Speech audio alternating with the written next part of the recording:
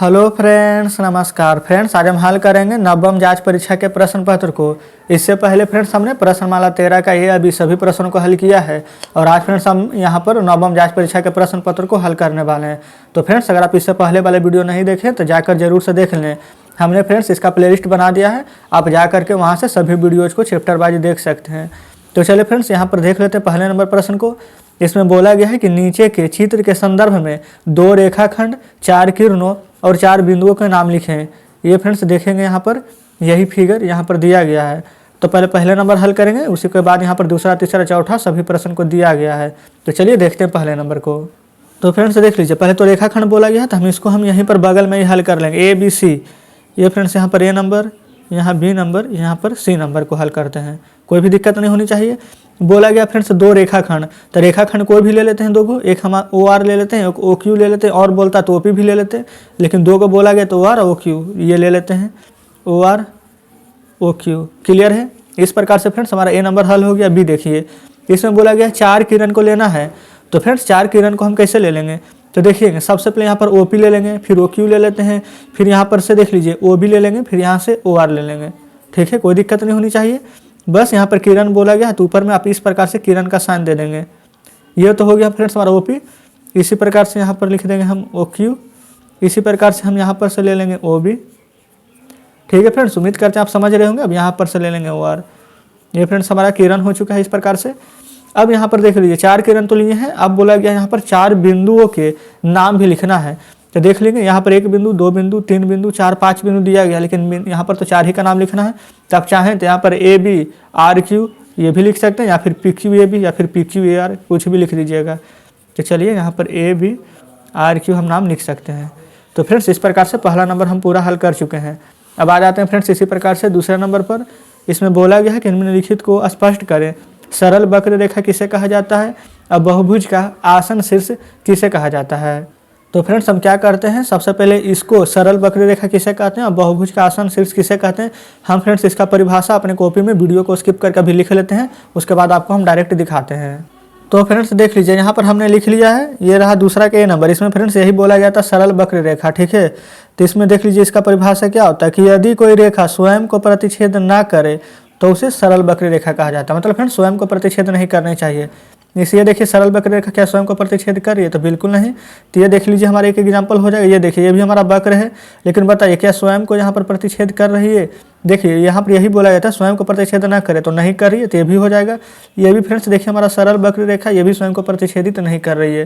तो फ्रेंड्स इस प्रकार से सरल वक्र रेखा किसे कहते हैं आप समझ चुके होंगे। ठीक है, तो चलिए फ्रेंड्स अब हम आ जाते हैं इसके B नंबर में, यानी कि बहुभुज में। तो फ्रेंड्स देख लीजिए ये हम यहाँ पर बहुभुज का उदाहरण लिखे हुए हैं। सबसे पहले परिभाषा देख लीजिए कि बहुभुज के एक ही भुजा के 2 अंत बिंदुओं को अगर आसन शीर्ष कहा जाता है। ठीक है, बहुभुज के एक ही भुजा के 2 अंत बिंदुओं को आसन शीर्ष कहा जाता है। ये इस प्रकार से देख लीजिए, यहाँ पर हम वक्र में थोड़ा सा बनाए हैं। ये हमारा बहुभुज है, 1 भुजा, 2 भुजा, 3 भुजा, इस प्रकार से आप गिन सकते हैं ABCDEF। तो यहाँ पर देख लीजिए आसन शीर्ष कैसे लिखेंगे, आसन शीर्ष कहा जाता है जैसे कि AB है, तो इसको हम यहाँ पर आसन शीर्ष लिख देंगे। तो इस प्रकार से तो एक हो गया हमारा ये। और फ्रेंड्स देख लीजिए ये दूसरा फिगर बना है, यहाँ पर इसका नाम देख लीजिए हम क्या दिए हैं, एक P, एक Q, एक R, एक S। यहाँ पर देख लीजिए आसन शीर्ष क्या हो गया, तो आप कहेंगे एक P एक Q, ये फ्रेंड्स हमारा आसन शीर्ष हो गया है। तो फ्रेंड्स इस प्रकार से देख लीजिए हम दोनों एग्जाम्पल देकर आपको समझाने की पूरी कोशिश किए हैं और उम्मीद करते हैं कि आप समझे भी होंगे। तो फ्रेंड्स देखिए अब बुक देख लीजिए, यहाँ पर देखिए हमने पहला नंबर तो हल किया था, ये दूसरा का दोनों प्रश्न हल कर लिए। तीसरा में बोला गया कि एक पंचभुज खींचिए और इसका सभी कोनों का नाम लिखिए। तो चलिए फ्रेंड्स हम एक पंचभुज खींचकर आपके सामने लाते हैं। तो फ्रेंड्स आप देख सकते हैं यहाँ पर हमने एक पेज ले लिया है, यहीं पर तीसरा नंबर को हल करेंगे। इसमें बोला गया है कि एक पंचभुज खींचना है, इसके सभी कोनों का नाम लिखना है। तो देख लीजिए फ्रेंड्स किस प्रकार से पंचभुज खींचेंगे। एक हमें इस प्रकार से दे देते हैं, 1 2 3 4 एक 5। ठीक है फ्रेंड्स, ऐसे करके पंचभुज खींच दिए हैं। इसका नाम ABCDE दे दिए हैं। 1 कोण, 2 कोण, 3 कोण, 4 कोण, 5 कोण। क्लियर है। यहाँ पर पंचभुज खींच दिए।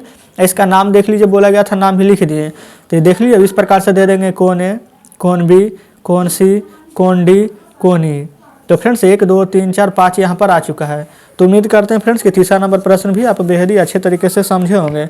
अब आ जाते हैं फ्रेंड्स चौथे नंबर पर। इसमें बोला गया है कि एक वृत्त खींचिए जिसका कि व्यास 8 सेंटीमीटर होना चाहिए। तो चलिए फ्रेंड्स इसको भी समझते हैं। तो फ्रेंड्स इसके लिए तो सबसे पहले आपको देख लीजिए एक प्रकार एक पेंसिल की ज़रूरत होगी 1 इंच की, ठीक है, तो उसके बाद ही बनेगा। तो चलिए फ्रेंड्स हम एक सादा पेज ले लेते हैं, उसमें हम आपको मतलब जिसका जो व्यास बोलेगा 8 सेंटीमीटर का खींच कर दिखाते हैं। तो फ्रेंड्स देख लीजिए हम एक सादा पेज ले लिए हैं, ठीक है, यहाँ पर इसका 8 सेंटीमीटर का हम एक व्यास खींचेंगे, कोई दिक्कत नहीं है। तो फ्रेंड्स देखिए हम यहाँ पर 1 इंच प्रकार पेंसिल ले लिए हैं, 8 सेंटीमीटर बोला गया था, तो आप यहाँ से इस प्रकार से 8 सेंटीमीटर यहाँ पर आ जाता है, ठीक है, ले लिए हैं, कोई भी दिक्कत नहीं होनी चाहिए। अब फ्रेंड्स यहाँ से लेकर के 8 सेंटीमीटर आप माप लेंगे, क्लियर है, कोई दिक्कत नहीं। अब फ्रेंड्स यहाँ पर से रख के आप इस प्रकार से एक गोल खींच देंगे, ठीक है। लेकिन फ्रेंड्स आपको एक बात की ध्यान देनी है, प्रश्न में बोला गया है व्यास 8 सेंटीमीटर होना चाहिए। तो फ्रेंड्स देख लीजिए व्यास हम आपको क्या बताए थे, डी होता है, यानी डी बराबर 8 सेंटीमीटर, ये फ्रेंड्स हमारा व्यास है। तो हमें तो यहाँ पर जब वृत्त बनाएंगे तो यहाँ पर हमें क्या चाहिए, आर त्रिज्या। तो यहाँ पर देख लीजिए त्रिज्या क्या होता है, d/2 बराबर आर, यानी कि व्यास का आधा। तो फ्रेंड्स इसका आधा करेंगे तो क्या आ जाएगा, 4 आ जाएगा। तो फ्रेंड्स देखिएगा ये पूरा यहाँ पर पाई लिए हैं, पहले लिखेंगे तो 8 सेंटीमीटर, कोई भी दिक्कत नहीं होनी चाहिए। लेकिन फ्रेंड्स जो हम वृत्त यहाँ पर खींचेंगे जो कितना हो जाएगा 4 सेंटीमीटर का। तो चलिए यहाँ पर देख लीजिए माप लेते हैं, यानी इसका आधा, ये हमारा 4 आ चुका है यहाँ पर, ठीक है, आप देख सकते हैं। तो यहाँ पर क्या कर देंगे, या तो फ्रेंड्स आप चाहें तो एक देख लीजिए यहाँ पर ये बीचों बीच हम खींच सकते हैं, या तो फिर आप यहाँ से भी खींच सकते थे। तो देखिए इधर वाला हमें मिटाना पड़ जाएगा, इसलिए फ्रेंड्स यहाँ पर एक निशान दे देते हैं, देखिए ऐसे। जब यहाँ पर अच्छे से आप रखेंगे और इस प्रकार से खींच लेंगे, देखिए। तो फ्रेंड्स उम्मीद करते हैं कि इस प्रश्न को आप अच्छे तरीके से समझे होंगे। देखिए फ्रेंड्स हम यहाँ पर बना दिए हैं, बस आपको कुछ भी नहीं करना, ऐसे बनाना ही था। अगर आप यहाँ से यहाँ तक के पाई नहीं पाते 8 सेंटीमीटर 4 ही सेंटीमीटर का बनाते हैं, डायरेक्ट करते, तभी कोई दिक्कत नहीं था, ठीक है। ये पूरा से पूरा लाइन यहाँ तक हमारा हो चुका है। तो फ्रेंड्स जब भी व्यास बोलेगा तो ये 4 सेंटीमीटर हो जाएगा, त्रिज्या बोलेगा, ये देखिए फ्रेंड्स व्यास है 8 सेंटीमीटर, त्रिज्या बोलेगा तो 4 सेंटीमीटर। तो फ्रेंड्स इस प्रकार से हमने ये भी प्रश्न को हल कर लिया है। तो चलिए फ्रेंड्स अब आ जाते हैं नेक्स्ट प्रश्न पर। अब फ्रेंड्स देख लीजिए अभी जस्ट हमने 4 नंबर प्रश्न को हल किया है। 5वां में बोला गया है 3 सेंटीमीटर त्रिज्या वाले एक वृत्त खींचिए और वृत्त के आंतरिक भाग को छायांकित कीजिए। इसमें फ्रेंड्स देखिए यही आपको बता रहे थे, देखिए इसमें 3 सेंटीमीटर त्रिज्या बोल रहा है, इसमें डायरेक्ट 3 सेंटीमीटर का बनाएंगे, लेकिन इसमें व्यास बोल रहा था तो इसका त्रिज्या क्या हो जाएगा, 4 ही हो जाएगा, इसका आधा, इसीलिए फ्रेंड्स हम 4 निकाले थे, क्लियर है। अब देखिए 3 सेंटीमीटर बोला गया तो आप वैसे निकाल सकते हैं, नहीं तो डायरेक्ट यहाँ पर इंच है। अब देखिए प्रकार आप पेंसिल से यहाँ पर डायरेक्ट नाप लीजिए 3 सेंटीमीटर कहाँ आता है। तो देखिए ये 0 रहा हमारा, ये फ्रेंड देखिए डिस्टर्ब कर रहा है हमको। चलिए कोई दिक्कत नहीं, हम यहाँ पर इस प्रकार से माप लेते हैं, देख लेंगे ये 0 है, ये फ्रेंड्स हमारा इस प्रकार से 3 सेंटीमीटर यहाँ पर आया है, ठीक है, आप स्क्रीन पर देख सकते हैं। अब हम इसको यहाँ पर मापेंगे। तो फ्रेंड्स देख सकते हैं आप, फिर से हम एक सादा पेज ले लिए हैं। देखिए 3 सेंटीमीटर तो हमारा ये नापा हुआ ही है, कहीं पर फ्रेंड्स हम इस प्रकार से रख देंगे। अब ऐसे करके हम फ्रेंड्स बना, देख लीजिए यहाँ पर जो थोड़ा सा कैमरा है हमारे ऊपर यहाँ पर हाथ पर, इसलिए थोड़ा सा डिस्टर्ब हो सकता है, ठीक है, बस बनाना ऐसे ही है, ठीक है फ्रेंड्स। देखिए इस प्रकार से हम गोलाकार बना दिए हैं। अब बोला गया है कि 3 सेंटीमीटर का बना है, ये तो 3 सेंटीमीटर है। अब अंदर वाला भाग को छायांकित करना है, यानी कि फ्रेंड्स आपको ऐसे बना करके यहाँ पर कुछ इस प्रकार से आपको बस रंग देनी है, ठीक है फ्रेंड्स। देखिए हम आपको बस बता रहे हैं, आप ऐसे करके अच्छे से आप रंगेंगे, ठीक है, क्लियर है यहाँ तक। तो चलिए फ्रेंड्स अब आ जाते हैं नेक्स्ट प्रश्न पर। तो फ्रेंड्स देखिए बुक आपके सामने है, जस्ट अभी हमने 5वें नंबर को हल किया था कि 3 सेंटीमीटर त्रिज्या वाले के वृत्त खींचना, इसको अभी हल कर लिए हैं। अब आ जाइए दूसरे नंबर पर। इसमें बोला गया है कि एक बिंदु से अधिक कितने रेखाखंड गुजर सकते हैं। तो चलिए फ्रेंड्स देखिए हम यहाँ पर एक पेज लिए हैं, इसको यहीं पर हम सॉल्व करेंगे। दूसरा का पहला, ये फ्रेंड्स एक बिंदु से कितना रेखा, देखिए एक बिंदु ले लीजिए, यहाँ से फ्रेंड्स देखिए इस प्रकार से कितना रेखा खींचा जा सकता है, अनंत है कि नहीं, तो लिख दीजिएगा अनंत। तो फ्रेंड्स इस प्रकार से पहले नंबर प्रश्न को हमने हल कर लिया है। दूसरे नंबर देखेंगे, एक घड़ी की घंटे वाली सुई एक घूर्णन के कितने भिन्न घूम सकती है जब वह 7 से 2 तक पहुंचती है। तो फ्रेंड्स देखिए 7 से 2 तक पहुंचती है। तो फ्रेंड्स यहाँ पर क्या करते हैं, सबसे पहले हम घड़ी का चित्र बना लेते हैं, उसके बाद फ्रेंड्स आपको हम समझाते हैं। तो फ्रेंड्स देखिए यहाँ पर हम घड़ी का चित्र बना लिए हैं। यहाँ पर आप एक बात ध्यान दीजिएगा, जब 12 से शुरू करेंगे 12 पर फिर से चलाएंगे तो फ्रेंड्स क्या हो जाएगा, हमारा 1 चक्कर हो जाएगा। तो कहने का मतलब 1 चक्कर को क्या बोलेंगे, एक घूर्णन बराबर कितना होता है, तो 12 विभाग। तो देखिए यही यहाँ पर फ्रेंड्स बोला गया है कि एक घड़ी के जब सुई एक घूर्णन के कितने भिन्न घूम सकते हैं जब वह 7 से 2 तक जाती है। 7 पर है और 2 पर जाना है। तो देखिए 1 2 3 4 5 6 7। तो फ्रेंड्स 7 से अगर 2 पर जाएंगे तो कितना आ जाएगा 7 विभाग। तो बस आपको लिख देना है कि आप फिर आप ऐसे लिख सकते हैं कि एक घूर्णन में एक बार जब घूमेंगे यहाँ पर से कितना 12 चक्कर लग जाएगा, यानी 12 विभाग। तो आप ऐसे लिख सकते हैं कि 12 विभाग बराबर एक घूर्णन, यानी एक घूर्णन बराबर 12 विभाग। बराबर दे दिए हैं यानी कि दोनों बराबर है, ठीक है। तो 12 विभाग बराबर है, लेकिन एक विभाग बराबर क्या हो जाएगा, तो 1 बटा आ जाएगा, 12 नीचे आ जाएगा। हमें लगाना कितना है 7 विभाग। तो कितना हो जाएगा 1 बटा 12 गुना में हो जाएगा 7। तो फिर से गुना कीजिएगा 7 एकम 7 बटा 12। तो इस प्रकार से हमारे आंसर कितना आ जाएगा 7 बटा 12 विभाग। तो फ्रेंड्स देख लीजिए यही बोला गया था कि 7 से 2 तक पहुँचता तो कितना लगता है, तो 7 बटा 12 विभाग। क्लियर है। तीसरा में आ जाइए, देख लीजिए तीसरा नंबर में बोला गया एक घड़ी की सुई कहाँ रुक जाएगी यदि वह 3 से प्रारंभ करें और घड़ी की दिशा के विपरीत 1 बटा 4 घूर्णन करें। तो फ्रेंड्स इसमें भी कोई भी दिक्कत नहीं है। चलिए यहाँ पर हम समझ लेते हैं तीसरा नंबर प्रश्न को। एक घूर्णन बराबर क्या होता है 12 विभाग। यहाँ पर लिख दीजिए एक घूर्णन बराबर 12 विभाग, ठीक है। इसमें तो कोई दिक्कत नहीं है। यहाँ पर प्रश्न में खुद ही बोला गया है कि 1 बटा 4 घूर्णन करे, तो यहाँ पर लिख देंगे 1 बटा 4 घूर्णन करना है, कोई दिक्कत नहीं है। एक घूर्णन बराबर 12 विभाग, तो 1 बटा 4 घूर्णन बराबर कितना विभाग हो जाएगा, तो 12 में क्या आपको 1 बटा 4 से गुना कर देनी है कि नहीं, तो बिल्कुल। तो 4 से 12 में यहाँ पर गुना करेंगे तो 4 तक कितना आ जाएगा 12 आ जाएगा। तो लिख देंगे यहाँ पर 3 विभाग। तो घड़ी कितने पर जाकर रुक जाएगी, तो फ्रेंड्स देख लीजिए घड़ी प्रारंभ हुई थी कहाँ पर, तो आप कहेंगे यहाँ पर 3 से।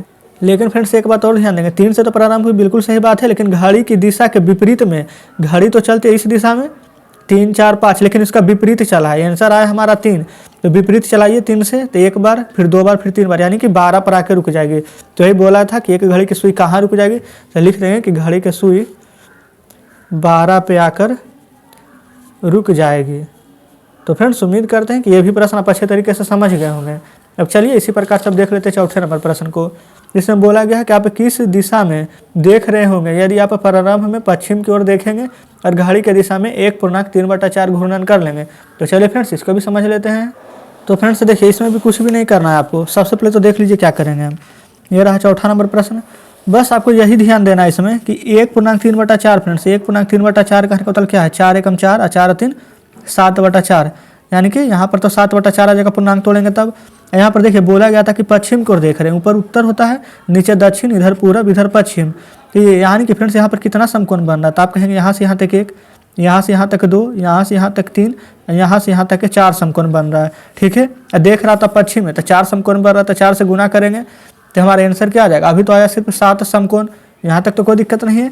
देखिए देख रहे थे कहाँ पश्चिम में, यहाँ पर 1 2 3 4 5 6 7 समकोण चला है। पश्चिम में देख रहे थे, घड़ी तो ऐसे ही चलती है, तो यहाँ से शुरू करेंगे तो 1 2 3 4 5 6 7। तब हम कहाँ देख रहे हैं ऊपर उत्तर, नीचे क्या होता है, तो आप कहेंगे दक्षिण होता है। तो बस फ्रेंड्स आंसर हमारा आ जाएगा कि अब हम दक्षिण दिशा की ओर देख रहे हैं। देखिए प्रश्न में क्या बोला गया था कि यदि वह पश्चिम की ओर देख रहा था तो घड़ी की दिशा ऐसे घूर्णन करें। तो यहाँ पर शुरू में ही बोल दिया था कि आप किस दिशा में खड़े होंगे। तो देख लीजिए आप किस दिशा में देख रहे होंगे, तो हम बोल देंगे कि हम दक्षिण दिशा में देख रहे होंगे। तो फ्रेंड्स इस प्रकार से चौथा नंबर भी हल हो गया है। उम्मीद करते हैं कि चौथा नंबर प्रश्न आप अच्छे से समझे होंगे। चलिए आ जाते हैं 5 नंबर में। बोला गया निम्नलिखित माप के कोण किस प्रकार के कोण है। तो चलिए फ्रेंड्स इसका आंसर हम यहीं पर लिखते हैं। तो फ्रेंड्स चलिए पेंसिल ले लिए हैं। बस आप ये ध्यान दीजिएगा कि जो कोण फ्रेंड्स 60 डिग्री से छोटा हो वो हमारा हो जाएगा न्यून कोण, जो फ्रेंड्स ठीक 90 का हो वो समकोण, जो 90 से थोड़ा बड़ा हो 180 से छोटा हो वो हो जाता है फ्रेंड्स हमारा अधिक कोण, ठीक है। यही तीनों से हमारा यहाँ पर हल हो जाएगा। तो फ्रेंड्स देखेंगे ये हमारा क्या है 68 डिग्री का कोण है। तो बताइए क्या फ्रेंड्स ये हमारा 90 डिग्री से छोटा है कि नहीं, तो बिल्कुल छोटा है। तो फ्रेंड्स अभी हम जस्ट आपको बताए हैं कि जो हमारा 90 से छोटा रहे या 0 से बड़ा रहे वो हमारा न्यून कोण हो जाएगा। तो बस फ्रेंड्स हम यहाँ पर कोण नहीं लिखे देते हैं, न्यून लिख देते, आप समझ जाएंगे न्यून कोण है, ठीक है। यहाँ पर फ्रेंड्स जो 110 डिग्री है यानी कि 90 से बड़ा 180 से छोटा वो फ्रेंड्स हमारा अधिक कोण हो जाएगा। तो हम यहाँ पर अधिक लिख रहे हैं। ये फ्रेंड्स 17 डिग्री है, जो कोण हमारा देखिए 0 से बड़ा 90 से छोटा है ये हमारा न्यून कोण हो जाएगा। ये फ्रेंड्स 179 है, यानी कि आप कह सकते हैं यहाँ पर कि 180 से हमारा छोटा है, ठीक है, 90 से लेकिन बड़ा है, तो ये भी क्या हो जाएगा हमारा अधिक कोण। और फ्रेंड्स जो कोण ठीक 90 डिग्री का वो क्या बताए थे कि वो हमारा हो जाएगा समकोण। तो फ्रेंड्स इस प्रकार से हम देख लीजिए 5वां नंबर का सभी प्रश्न को हल कर दिए हैं। यहाँ तक तो आपको कोई दिक्कत नहीं होनी चाहिए। और तीसरा नंबर देखेंगे, बोला गया कि कोण के विचार से त्रिभुज के कितने भेद होते हैं।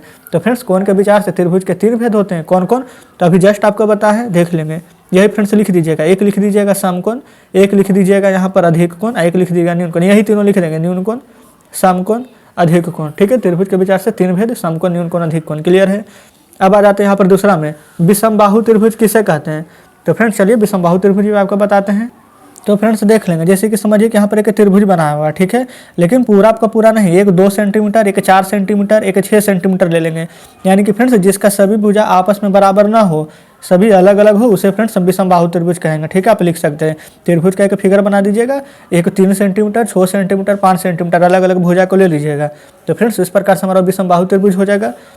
ठीक है, अब चलिए तीसरा देख लेते हैं, जिसमें बोला गया यदि किसी चतुर्भुज की सभी भुजाओं की लंबाई बराबर हो और उसका विकर्ण है जो कि हमारा असमान होगा, तो उसे हम क्या कहेंगे। तो फ्रेंड्स अगर यहाँ पर सभी भुजा की लंबाई बराबर है, विकर्ण असमान है, तो फ्रेंड्स उसे हम समचतुर्भुज कहेंगे, समचतुर्भुज। ठीक है, देखिए चौथा में, एक वर्ग का पिरामिड का शीर्ष क्या होता है।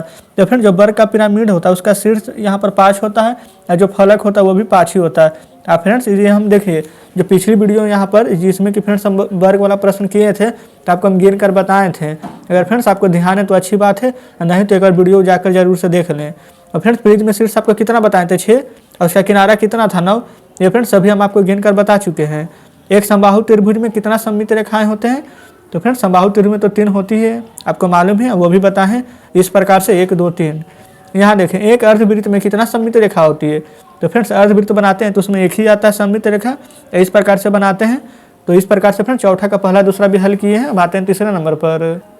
तो फ्रेंड्स देखिए इसमें बोला गया कि एक समचतुर्भुज के दोनों विकर्ण में प्रत्येक एक, तो फ्रेंड्स प्रत्येक एक का क्या होता है, तो सममिति होता है, सममिति की रेखा। तो यहाँ पर सममिति, यहाँ पर रेखा। फ्रेंड्स ये वाला चैप्टर भी हम पूरा का पूरा आपको पढ़ा चुके हैं। ठीक है, इसका प्लेलिस्ट फ्रेंड्स हम बनाए हुए हैं, आप एक बार जाके जरूर से चेक कीजिएगा। यहाँ पर बोला गया है एक वर्ग में सममिति की रेखाएं क्या होती है। एक फ्रेंड्स वर्ग बनाते हैं तो ऊपर नीचे इधर उधर, यानी कि फ्रेंड्स इसके चारों भुज आपस में समान होती है। तो कितना रेखा होती है, तो 4 सममिति रेखा होती है। एक वृत्त में सममिति की रेखाएं कितनी होती है। तो फ्रेंड्स जब वृत्त बनाते हैं तो गोल होता है, अर्धवृत्त रहता तो 1 होता, लेकिन यहाँ पर वृत्त है तो फ्रेंड्स इसमें असंख्य होगा।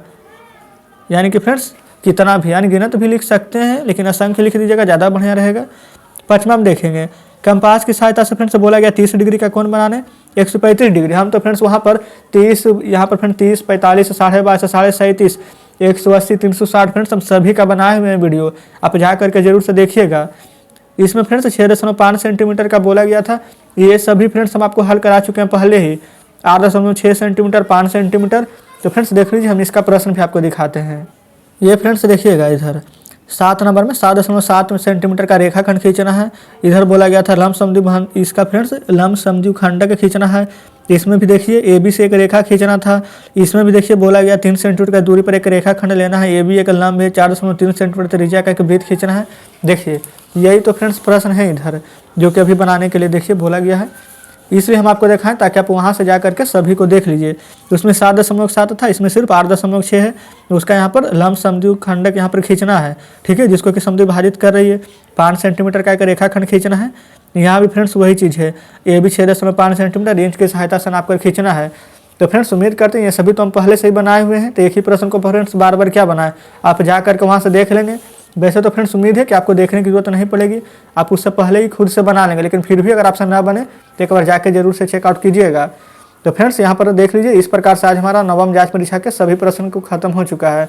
उम्मीद करते हैं फ्रेंड्स कि इसमें जितने भी प्रश्न थे सभी प्रश्न को आप अच्छे से समझे होंगे। अगर फ्रेंड्स आपको लगता है कि कोई भी प्रश्न हम अच्छे से नहीं समझे तो वीडियो को रिपीट करके जरूर से देखिएगा। तो फ्रेंड्स अगर आपको हमारे बताने का तरीका अच्छा लगा होगा तो वीडियो को लाइक और चैनल को सब्सक्राइब जरूर से कर दीजिएगा। तो ठीक है फ्रेंड्स, अब मिलते हैं अब आपसे नेक्स्ट वीडियो में नेक्स्ट चैप्टर के साथ। तब तक के लिए धन्यवाद।